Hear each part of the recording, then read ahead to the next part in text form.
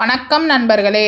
இந்த வீடியோவில் தென்காசி மாவட்டத்தில் அமைந்திருக்கக்கூடிய ஸ்ரீ சிவசைலநாதர் திருக்கோவிலை பற்றி தான் பார்க்க போகிறோம். வாங்க பார்க்கலாம். தாமிரபரணி நதிக்கரையில் அமைந்துள்ள பஞ்சகுரோத தலங்கள் மிகவும் பழமையானவை. பாபநாசம், ஆழ்வார்குறிச்சி, சிவசைலம், கடையம், திருப்புடைமருதூர் ஆகிய தலங்களில் சிவசைலத்துக்கு மிகவும் முக்கியத்துவம் உண்டு.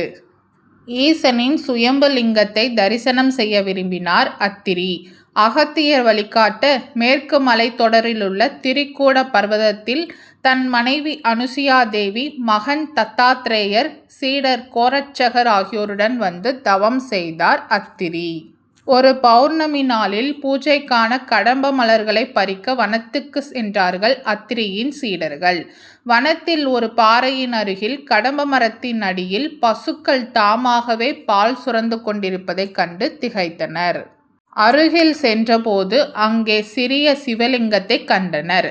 அதனால் சிலிர்ப்படைந்தவர்கள் கையில் பறித்து வைத்திருந்த கடம்ப மலர்களை லிங்கத்தின் மீது தூவி வழிபட்டார்கள். பின்னர் அத்திரி மகரிஷியிடம் ஓடோடி சென்று விஷயத்தை சொன்னார்கள். சீடர்கள் சொன்ன இடத்துக்கு மனைவியுடன் சென்ற அத்திரி மகரிஷி அங்கே சுயம்புலிங்கத்தை தரிசித்து பேரானந்தம் அடைந்தார். எம்பெருமானே, அகத்தியருக்கு பொதிகை மலையில் திருமணக்கோல காட்சியளித்தது போல எங்களுக்கும் தங்களின் மணக்கோலத்தை காட்டியருள வேண்டும் என்று பிரார்த்தித்தார். சிவனார் அவர்களுக்கு தன் மணக்கோலத்தை காட்டி அருளினார்.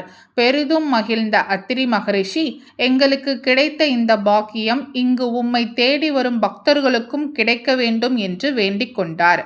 பகவானும் அதற்கு இசைந்தார். அப்போது அந்த பகுதியை ஆண்டு வந்தவர் சுதர்சன பாண்டியன். கனவில் தோன்றிய ஈசன், சிவசைலத்தில் சுயம்புவாக தோன்றியுள்ள எனக்கு ஆலயம் எழுப்பி வணங்கி வா, உனக்கு குழந்தை பேறு கிடைக்கும் என கூறி மறைந்தார். தூக்கம் கலைந்து திடுக்கிட்ட எழுந்த மன்னர் அடுத்த நாளே ஆலயம் எழுப்பும் திருப்பணியை தொடங்கினார். அதே போன்று சிவாச்சாரியர் ஒருவரின் கனவில் தோன்றிய ஈசன், இவ்வூரில் வடக்கு தெரு கிணற்றில் அம்பிகையின் சிலை உள்ளது, அதை கண்டெடுத்து சிவசைலத்தில் உள்ள என் தலத்தில் பிரதிஷ்டை செய் எனச் சொல்லி மறைந்தார். சிவாச்சாரியாரும் மக்களும் கிணற்றில் அம்பிகையை கண்டெடுத்து சிவசைலம் கொண்டு வந்தனர். திருக்கோயில் எழுப்பப்பட்டதிலிருந்து மன்னர் தினமும் ஆலயத்துக்கு வந்து சுவாமி அம்பாளை தரிசனம் செய்துவிட்டு செல்வதும், தரிசனத்துக்கு பிறகு சுவாமி அம்பாளுக்கு சூட்டப்பட்ட மலர்களை மன்னனுக்கு சிவாச்சாரியார் பிரசாதமாக வழங்குவதும் வழக்கமாக நடந்து வந்தது. ஒரு நாள் ஆற்றில் வெள்ளப்பெருக்கு ஏற்பட்டதால் மன்னர் வருவதற்கு தாமதமானது. இனி மன்னர் வரமாட்டார் என நினைத்து அவருக்கு வழங்குவதற்காக வைக்கப்பட்டிருந்த மலர்களை நாட்டியமாடும் தேவதாசி பெண்ணிடம் கொடுத்தார் சிவாச்சாரியர். அந்த பெண்ணும் பயபக்தியுடன் வாங்கி கண்களில் ஒற்றிக்கொண்டு தலையில் சூடிக்கொண்டாள். அடுத்த சில நிமிடங்களில் மன்னன் கோவிலின் அருகில் வந்து கொண்டிருப்பதாக தகவல் வர திகைத்து போன சிவாச்சாரியர் அந்த பெண்ணிடம் கொடுத்த மலர்களை வாங்கி தன்வசம் வைத்து கொண்டார். சுவாமி தரிசனத்துக்கு பிறகு வழக்கம் போல மன்னரிடம் மலர்களை பவ்யமாக கொடுத்தார் சிவாச்சாரியர்.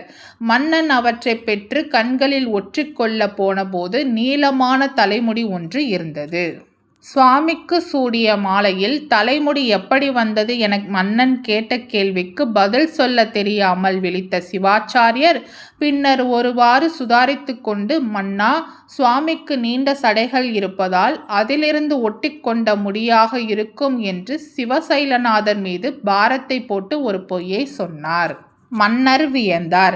இத்தனை நாளும் கோவிலுக்கு வந்து செல்கிறேன், ஒரு நாள் கூட சுவாமிக்கு சடை இருப்பதை நான் பார்த்ததில்லையே, லிங்கத்துக்கு சடை இருக்கிறதா இல்லையா என்பதை எனக்கு காட்ட முடியுமா என கேட்டான். மன்னா, சுவாமி சந்நிதியின் பின்புற சுவரில் 3 துளைகள் அமைக்க வேண்டும், அவற்றின் வழியாக சுவாமிக்கு சடை இருப்பதை காணலாம் என்றார் சிவாச்சாரியார்.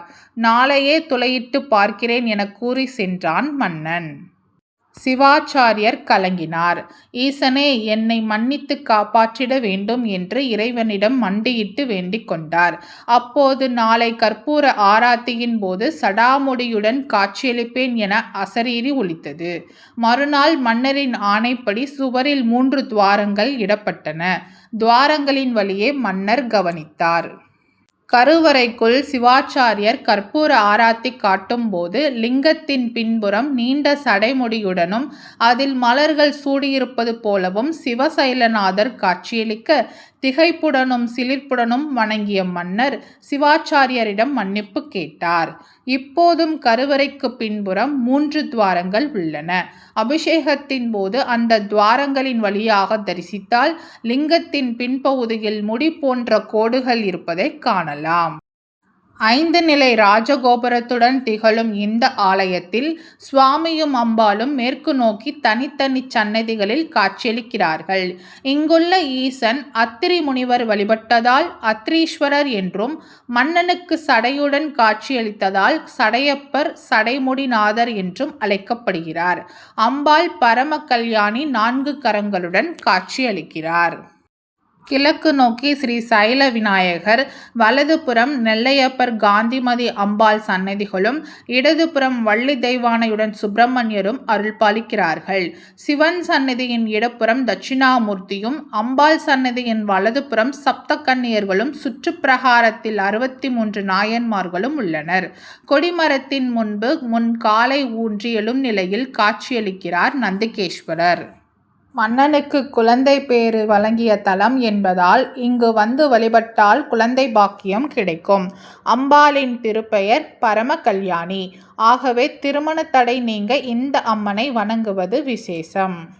இங்கு சுவாமிக்கும் அம்பாளுக்கும் 11 வகை திரவியங்களால் அபிஷேகம் செய்து சிவசைலநாதருக்கு வெள்ளை வஸ்திரமும், அம்பாளுக்கு மஞ்சள் அல்லது சிவப்பு நிற பட்டும் சாத்தி, பிச்சி அல்லது மல்லிகை பூமாலை சூட்டி சர்க்கரை பொங்கல் சமர்ப்பித்து வழிபட்டால் வேண்டும் வரம் கிடைக்கும் என்கிறார்கள் பக்தர்கள்.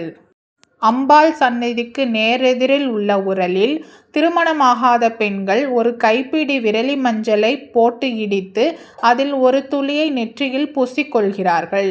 திருமணமான பெண்கள் மஞ்சள் இடிக்காமல் உரலில் உள்ள மஞ்சள் தூளை எடுத்து பூசிக்கொள்கிறார்கள்.